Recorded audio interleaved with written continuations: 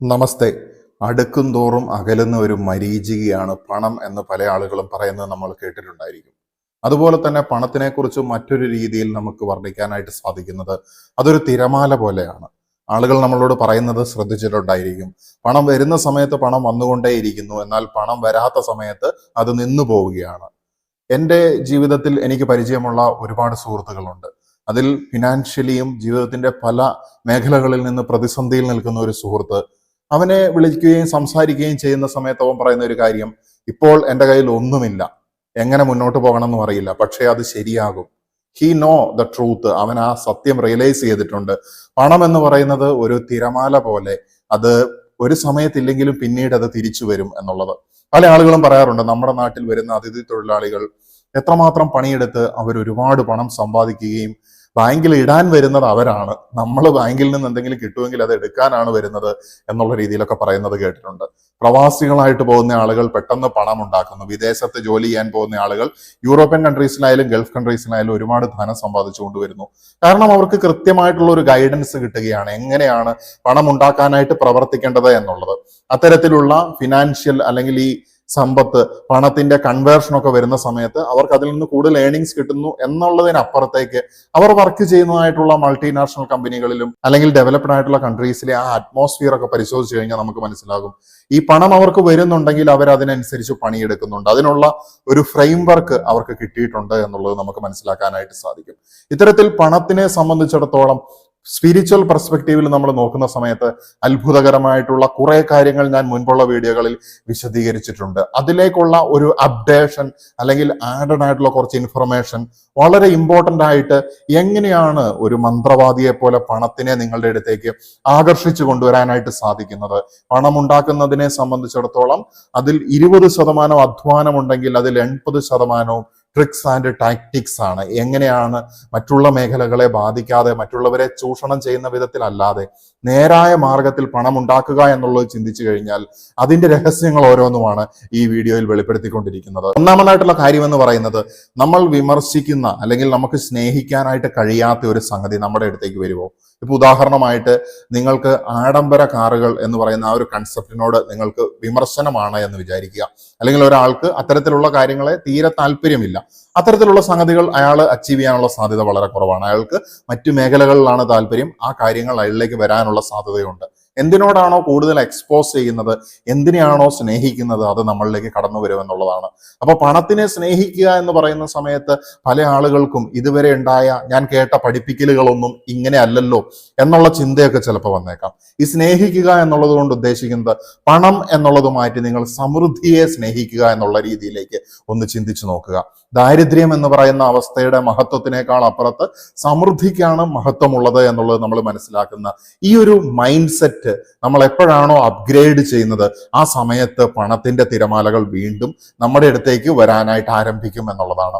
ഞാൻ പറഞ്ഞു, ഇതൊരു 80% this is like A magic. Universe നമുക്ക് വേണ്ടി അതിന്റെ കാര്യങ്ങൾ നമ്മളിലേക്ക് പ്രൊവൈഡ് ചെയ്യുന്ന സമയത്തും കൂടിയാണ് ഇത് കൂടുതലായിട്ട് നമ്മളിലേക്ക് എത്തുന്നത്. ദൈവികമായിട്ടുള്ള ശക്തിയും മനുഷ്യന്റെ മാനസികമായിട്ടുള്ള ശക്തികളും ഒക്കെ ചേർത്തുകൊണ്ട് പ്രവർത്തിക്കുന്ന സമയത്ത്, ബുദ്ധി ഉപയോഗിച്ചുകൊണ്ട് പ്രവർത്തിക്കുന്ന സമയത്താണ് പണം ഒരാളിലേക്ക് കടന്നു വരുന്നത്.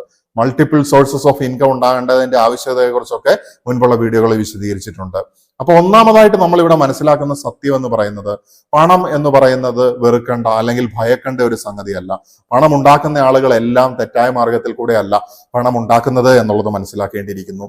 നമ്മൾ എപ്പോഴും വിമർശിച്ചു കൊണ്ടിരിക്കുന്ന ഒരു സംഗതി അല്ലെങ്കിൽ പേടിച്ചു കൊണ്ടിരിക്കുന്ന ഒരു സംഗതി നമ്മളുടെ അടുത്തേക്ക് വരികയുമില്ല. ദാരിദ്ര്യത്തിനേക്കാൾ മഹത്വമുള്ളത് സമൃദ്ധിക്കാണ് എന്നുള്ളതും കൂടി നമ്മൾ ഈ ഒരു അവസരത്തിൽ മനസ്സിലാക്കുകയാണ്. അപ്പൊ വിമർശിക്കുന്ന സാധനം ഉണ്ടായില്ല, അതിന് പകരമായിട്ട് ഇതിനെ നമ്മൾ സ്നേഹിക്കുക എന്നുള്ളതാണ് ഒന്നാമത്തെ ഒരു കാര്യം എന്ന് പറയുന്നത്. സമൃദ്ധിയെ സ്നേഹിക്കുക. ഞാൻ ഇനി പറയാൻ പോകുന്ന കാര്യങ്ങൾ കേൾക്കുന്ന സമയത്ത് വളരെ വ്യക്തമായിട്ട് അത് മനസ്സിലാകും എന്നുള്ളതാണ്. പണത്തിനെ സംബന്ധിച്ചിടത്തോളം അത് നമുക്ക് വെറുതെ കിട്ടുന്ന ഒരു സംഗതിയല്ല, ഇത് ഒരു സൗജന്യ സദ്യയല്ല എന്നുള്ളതും കൂടി മനസ്സിലാക്കണം. സൗജന്യമായിട്ട് ഒരു വ്യക്തി എന്തെങ്കിലും കൊടുക്കുന്നുണ്ടെങ്കിൽ തീർച്ചയായിട്ടും ആ വ്യക്തിക്ക് പ്രപഞ്ചം തിരിച്ചു കൊടുക്കുന്ന ഒരു അവസ്ഥ നമുക്ക് കാണാനായിട്ട് സാധിക്കും. അപ്പൊ പണത്തിനെ സംബന്ധിച്ചിടത്തോളം ഈ ഒരു യൂണിവേഴ്സൽ ലോ ആപ്ലിക്കബിൾ ആണ്. പണത്തിനെ സംബന്ധിച്ചിടത്തോളം നമ്മൾ അങ്ങോട്ട് ചിലത് കൊടുക്കേണ്ടതായിട്ടുണ്ട്. എന്തൊക്കെയാണ് ആ കൊടുക്കേണ്ടതെന്നുള്ളത് കൃത്യമായിട്ട് മനസ്സിലാക്കിയിട്ടുണ്ടെങ്കിൽ നമുക്കത് ബുദ്ധിപൂർവമായിട്ട് പ്രവർത്തിപ്പിക്കാനും വിജയത്തിലേക്ക് കൊണ്ടുപോകാനായിട്ടും സാധിക്കും. മനസ്സിലാക്കേണ്ട ഒരു കാര്യം എന്ന് പറയുന്നത്, റിലയൻസ് ജിയോ സിം ഫ്രീ ആയിട്ടുള്ള ഇന്റർനെറ്റ് നമുക്ക് ആദ്യം നൽകുകയുണ്ടായി. അതിനുശേഷം ഒരുപാട് കസ്റ്റമേഴ്സിനെ അവർ അട്രാക്ട് ചെയ്ത് കസ്റ്റമേഴ്സ് അവിടേക്ക് എത്തുകയും അവരൊരു വലിയ കമ്പനി അല്ലെങ്കിൽ അവരൊരു വലിയ രീതിയിലേക്ക് ആ കമ്പനി വളരുകയും ചെയ്തു എന്നുള്ളത് നമുക്ക് കാണാനായിട്ട് സാധിക്കും. അവർ വിജയിച്ചു എന്നുള്ളത് മനസ്സിലാക്കാനായിട്ട് സാധിക്കും. ഇവിടെ ആദ്യം അവർ ഫ്രീ ആയിട്ട് കൊടുക്കുകയാണ് എന്ന് വെച്ച് കഴിഞ്ഞാൽ അവരുടെ റിസോഴ്സ് അവർ കൊടുക്കുകയാണ്. അവർക്കുള്ള ആ ഒരു ക്യാപ്പബിലിറ്റി അവർ ജനത്തിന് കൊടുക്കുന്ന സമയത്ത് അവർക്ക് അതിന്റെ പ്രതിഫലം കിട്ടുകയാണ്. ഇവിടെ നമ്മൾ മനസ്സിലാക്കേണ്ട ഒരു കാര്യം, ഒന്നാമതായിട്ട് നമുക്ക് വേണ്ടത് ആശയമാണ്. ശക്തമായിട്ടുള്ള ഒരു ഐഡിയ പണം ഉണ്ടാക്കാനായിട്ട് നമുക്ക് ആവശ്യമാണ്.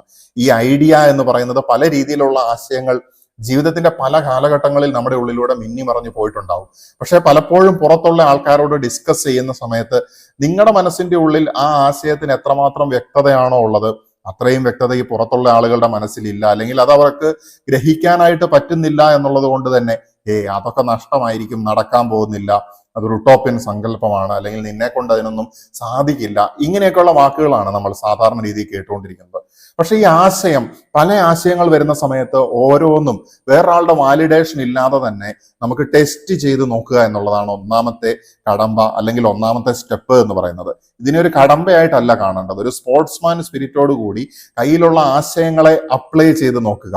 ബിസിനസ് ആശയങ്ങളാകാം, അല്ലെങ്കിൽ മറ്റു രീതിയിലുള്ള സർവീസസ് കൊടുത്തുകൊണ്ടോ, എന്ത് രീതിയിലുള്ളതാണെങ്കിലും ബേസിക് ഈസ് ബിസിനസ് എന്നുള്ളതും കൂടി മനസ്സിലാക്കുക. കൊടുക്കുക, വാങ്ങുക എന്നുള്ളത്. അപ്പം ശക്തമായിട്ടുള്ള ഒരു ആശയം നമ്മുടെ ഉള്ളിൽ ഉണ്ടായിരിക്കണം. അതുപോലെ തന്നെ ഈ ആശയത്തിനെ നമ്മൾ വീണ്ടും ശക്തിപ്പെടുത്തണം. എങ്ങനെയാണ് നമുക്കതിന് സാധിക്കുക എന്ന് വെച്ച് കഴിഞ്ഞിട്ടുണ്ടെങ്കിൽ, ആശയത്തിനെ ശക്തിപ്പെടുത്താനായിട്ട് നമ്മൾ അതിനെ ഒരു ലക്ഷ്യത്തിലേക്ക് എത്തിക്കുക എന്നുള്ളതാണ്. നമുക്കൊരു ലക്ഷ്യമുണ്ടായിരിക്കണം. ഈ ആശയം അപ്ലൈ ചെയ്യുന്നത് കൊണ്ട് ഞാൻ എന്തിലേക്കാണ് എത്തിച്ചേരാനായിട്ട് പോകുന്നത് എന്നുള്ള വ്യക്തമായിട്ടുള്ള ധാരണ നമ്മൾക്കുണ്ടായിരിക്കണം. അതുപോലെ തന്നെ ആ ധാരണയ്ക്കപ്പുറത്തേക്ക് ഒരു ആഗ്രഹവും ഉണ്ടായിരിക്കണം.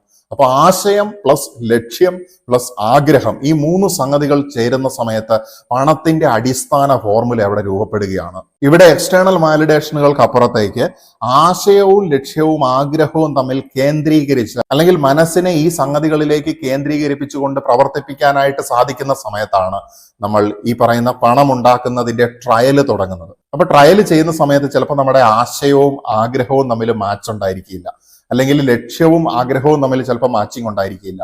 ഇതൊക്കെ റിയലിസ്റ്റിക് ആയിട്ട് സെറ്റ് ചെയ്യണം, ബാലൻസ്ഡ് ആയിട്ട് സെറ്റ് ചെയ്യണം. പലത് ചെയ്ത് ട്രൈ ചെയ്ത് ട്രയൽ ആൻഡ് എററിൽ കൂടെ മുന്നോട്ട് പോകുന്ന സമയത്ത് ഒരെണ്ണത്തിൽ നിങ്ങൾ വിജയിക്കുന്നുള്ളതിൽ യാതൊരു സംശയവുമില്ല. അത് നിങ്ങളുടെ ആത്മാവിന്റെ വഴിയായിരിക്കും എന്നുള്ളതും കൂടി മനസ്സിലാക്കുക. നിങ്ങൾ ഈ ഭൂമിയിൽ എന്തിനു വേണ്ടിയാണോ ജനിച്ചത്, എന്ത് സേവനം കൊടുക്കാൻ വേണ്ടിയാണോ, എന്ത് സംഭാവന കൊടുക്കാൻ വേണ്ടിയാണോ ജനിച്ചത്, അതിലേക്കാണ് നമ്മുടെ ഉപബോധ മനസ്സ് അല്ലെങ്കിൽ അബോധ തലങ്ങളും ആത്മാവിന്റെ ശക്തിയും ഒക്കെ നമ്മളെ എത്തിച്ചേർക്കുന്നത്. നമ്മൾ ആഗ്രഹിക്കുന്ന സംഗതി ഉണ്ട് എന്ന് വിശ്വസിക്കുക. എന്ന് വെച്ച് കഴിഞ്ഞാൽ നമ്മുടെ വിശ്വാസം ശക്തമാവുകയാണ്. ദൈവത്തിനോട് യാചിക്കുന്നതും പ്രാർത്ഥിക്കുന്നതും ഒക്കെ നിങ്ങൾക്കുണ്ട് എന്ന് വിശ്വസിക്കുക, നിങ്ങൾക്ക് ലഭിച്ചു കഴിഞ്ഞു എന്ന് വിശ്വസിക്കുക എന്നുള്ളത് നമ്മൾ ബൈബിളിലൂടെയൊക്കെ കടന്നു പോകുന്ന സമയത്ത് ചില സ്ഥലങ്ങളിൽ കാണാനായിട്ട് സാധിക്കും. ഓൾറെഡി നമുക്ക് ലഭിച്ചു എന്ന് പറയുമ്പോൾ അവിടെ ആ യാചനയ്ക്ക് അപ്പുറത്തേക്ക് അതൊരു വിശ്വാസമാകുകയാണ്, ഒരു ഉറപ്പാകുകയാണ്, ഒരു കമാൻഡിങ് നേച്ചർ അവിടെ വരികയാണ്. അപ്പം നമ്മുടെ ജീവിതത്തിന്റെ ഒരു കമാൻഡർ എന്ന് പറയുന്നത് നമ്മൾ തന്നെ ആകുന്ന സമയത്ത് നമ്മുടെ ഉപബോധ മനസ്സിന്റെ ശക്തിയെക്കുറിച്ച് ഒരുപാട് സ്ഥലങ്ങളിൽ പഠനങ്ങളും ഒരുപാട് ചിന്തകളും ഒക്കെ പലരും കാഴ്ചവെച്ചിട്ടുണ്ട്. ഉപബോധ മനസ്സിന്റെ ശക്തി ഉപയോഗിച്ചുകൊണ്ട് ശരീരത്തിൽ ഭൗതികമായിട്ടുള്ള മാറ്റങ്ങൾ പോലും വന്നു ചേരുന്നതായിട്ടുള്ള പരീക്ഷണങ്ങൾ ലോകത്ത് നടന്നുകൊണ്ടിരിക്കുന്നുണ്ട്, മുൻപ് നടന്നിട്ടുമുണ്ട്. ശക്തമായിട്ട് ഇതിനെ സയന്റിഫിക്കലി 100% പ്രൂവ് ചെയ്യാനൊന്നും പറ്റിയിട്ടില്ല, പഠിച്ചുകൊണ്ടിരിക്കുകയാണ്. പക്ഷേ നമുക്ക് റിയാലിറ്റിയെ ചേഞ്ച് ചെയ്യാനായിട്ട്, മനസ്സിന്റെ ശക്തി ഉപയോഗിച്ചുകൊണ്ട് ചേഞ്ച് ചെയ്യാനായിട്ട് നമുക്ക് സാധിക്കും എന്നുള്ളതാണ്.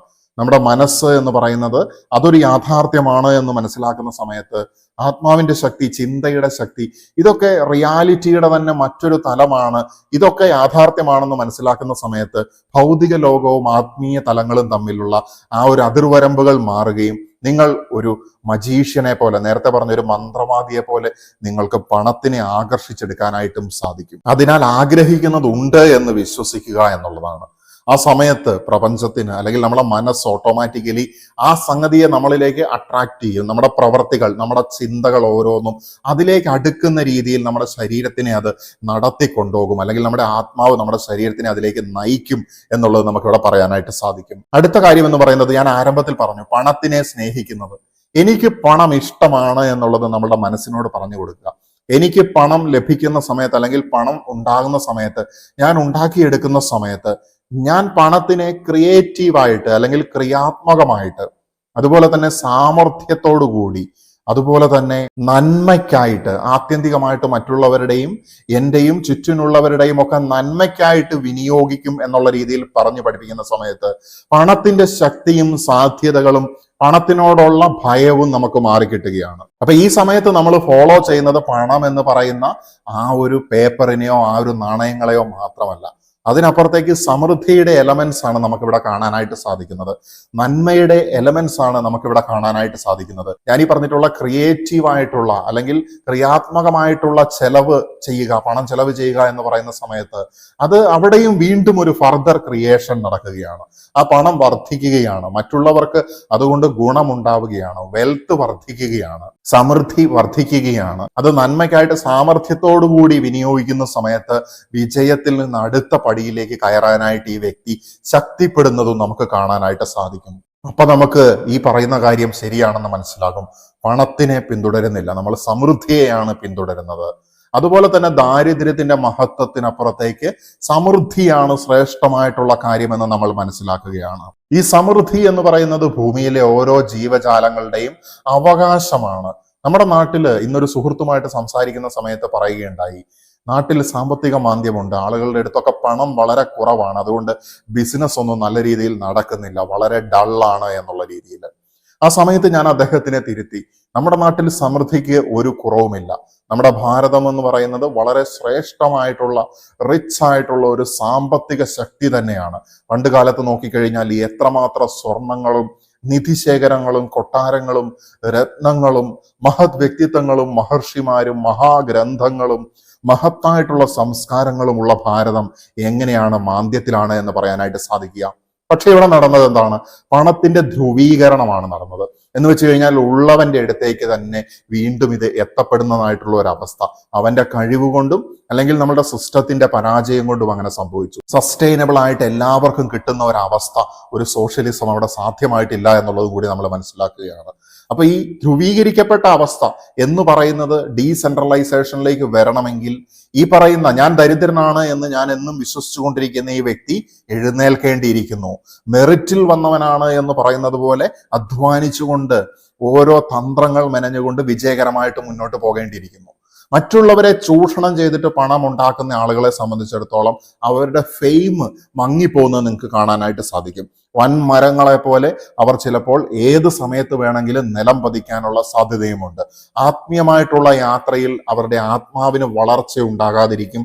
എത്ര പ്രായം ചെന്നിട്ടുണ്ടെങ്കിലും പക്വതയില്ലാത്തവരെ പോലെ പെരുമാറുന്നതും നിങ്ങൾക്ക് കാണുവാനായിട്ട് സാധിക്കും. ഒന്ന് ആലോചിച്ച് നോക്കുക, എത്ര ദരിദ്രന്മാരാണ് സംഭാവന ചെയ്തിട്ടുള്ളത്, മറ്റുള്ളവർക്ക് കൊടുക്കാനായിട്ട് സാധിക്കുന്നത്. അത് ഉണ്ടെങ്കിലാണ് കൊടുക്കാനായിട്ട് സാധിക്കുകയുള്ളൂ എന്നുള്ളതും കൂടി നമ്മൾ മനസ്സിലാക്കുകയാണ്. പല മതങ്ങളും ദാരിദ്ര്യത്തെ പ്രൊമോട്ട് ചെയ്ത് പറയുന്ന സമയത്ത് അതിനെ തെറ്റായിട്ട് പ്രീച്ച് ചെയ്യുന്നത് കൊണ്ടാണ് ആളുകൾ ദാരിദ്ര്യം മഹത്വവും അല്ലെങ്കിൽ പണം എന്ന് പറയുന്നത് സമ്പാദിക്കുന്നത് ഒരു പാപമാണ് എന്നൊക്കെ വിചാരിക്കുന്നത്. തെറ്റായിട്ടുള്ള വ്യാഖ്യാനങ്ങളാണ് അതിന് കാരണമാകുന്നത്. ഏതൊരു മതത്തിലേക്ക് നോക്കിക്കഴിഞ്ഞിട്ടുണ്ടെങ്കിലും നമുക്ക് എല്ലാവർക്കും സമൃദ്ധി വരണം എന്നുള്ളത് കാണാനായിട്ട് സാധിക്കും. എസ്പെഷ്യലി ശ്രീമദ് ഭാഗവതത്തിലേക്കൊക്കെ പോകുന്ന സമയത്ത് നമുക്ക് കാണാനായിട്ട് സാധിക്കും, പണം കൂടുതൽ ഉണ്ടാക്കുന്നവന് പിന്നീട് പരാജയം വരാനുള്ള സാധ്യത വളരെയധികമായിട്ട്, അല്ലെങ്കിൽ അത് വരുമെന്ന് തന്നെ ഉറപ്പിച്ച് പറയുകയാണ്. എന്നാൽ അതേസമയം എല്ലാവർക്കും ആവശ്യത്തിനുള്ളത് ലഭിക്കുക എന്നുള്ള ഒരു സ്വർഗീയമായിട്ടുള്ള അവസ്ഥ സംജാതമാകുന്ന സമയത്ത് പ്രകൃതി അടക്കം അവിടെ ബാലൻസ്ഡ് ആകുന്നത് കാണാനായിട്ട് സാധിക്കും. കാട്ടിലെ നിയമം നമ്മുടെ നാട്ടിലെ നിയമത്തിനേക്കാളും എത്രയോ മഹോന്നതവും മഹത്തരവുമാണെന്നുള്ളത് നമുക്ക് കാണാനായിട്ട് സാധിക്കും. ദാരിദ്ര്യമല്ല, മിതത്വമാണ് മഹത്വം എന്നുള്ളതും കൂടി നമ്മൾ ഈ അവസരത്തിൽ മനസ്സിലാക്കുകയാണ്. അപ്പൊ ഈ ഒരു വീഡിയോയിലെ സന്ദേശം എന്ന് പറയുന്നത്, പണം എന്ന് പറയുന്നത് ഏതൊരു മനുഷ്യനും ഏതൊരു പ്രായത്തിലും അവന്റെ എക്സ്പീരിയൻസും അവന്റെ താല്പര്യങ്ങളും കണ്ടെത്തിക്കൊണ്ട് അതിനെ ലക്ഷ്യങ്ങളും ആഗ്രഹങ്ങളും അതുപോലെ തന്നെ ഐഡിയാസ് ആശയങ്ങളുമാക്കിയിട്ട് കൺവേർട്ട് ചെയ്തിട്ട് മനസ്സ് ഫോക്കസ്ഡ് ആയിട്ട് പ്രവർത്തിക്കുന്ന സമയത്ത്, നിങ്ങളുടെ താല്പര്യത്തിന്റെ പുറകെ സിസ്റ്റമാറ്റിക് ആയിട്ട് നടക്കുന്ന സമയത്ത് നിങ്ങളും ഒരു കോടീശ്വരനാകുമെന്നുള്ളതിൽ യാതൊരു സംശയവുമില്ല. തീർച്ചയായിട്ടും നിങ്ങൾക്ക് സമൃദ്ധിയുടെ വഴിയിലൂടെ നടന്നുകൊണ്ട് മറ്റുള്ളവർക്ക് സമൃദ്ധിയോടുകൂടി നൽകാനായിട്ട് സാധിക്കട്ടെ എന്ന് ആശംസിച്ചുകൊണ്ട് നിർത്തുകയാണ്. നമസ്തേ.